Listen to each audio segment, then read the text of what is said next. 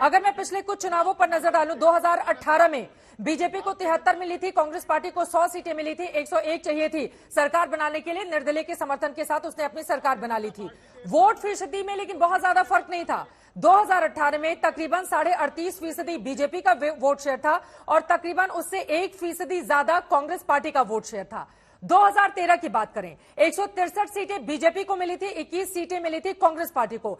45% से ज्यादा vote share BJP का था और 33% वोट शेयर कांग्रेस पार्टी का था। 2008 की बात करें तो यहां पर आप देखेंगे 78 सीटें मिली थी बीजेपी को 34% वोट शेयर के साथ, 96 सीटें मिली थी कांग्रेस पार्टी को 36% वोट शेयर के साथ, 36.82% था। और 2003 में बीजेपी की सरकार बनी थी प्रचंड बहुमत से 120 सीटें। लेकिन अगर आप लोकसभा पर आएंगे तो यही स्थिति, चूंकि 2018 में जब चुनाव हुए थे विधानसभा के तो कांग्रेस की सरकार बनती है, लेकिन जैसे ही लोकसभा की बात आती है तो राजस्थान की जनता का मूड पूरी तरह से बदल जाता है।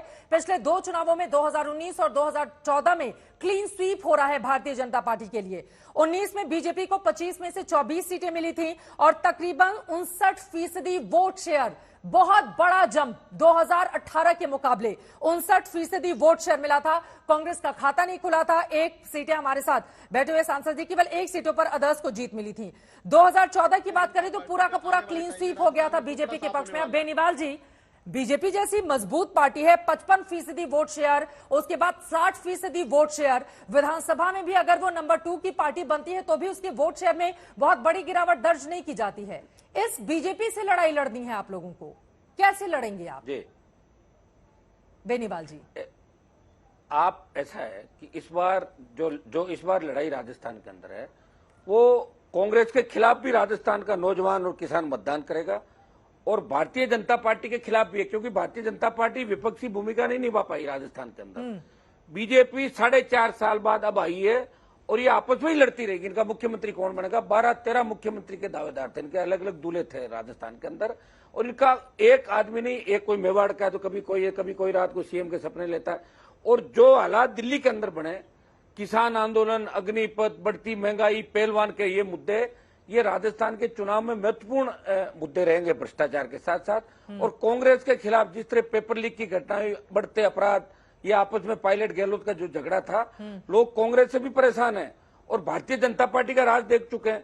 और मैंने आपको क्या कहा, 18 का वोट शेयर देखें जी कि 80 लाख वोट हम सब ने मिलकर लिए थे।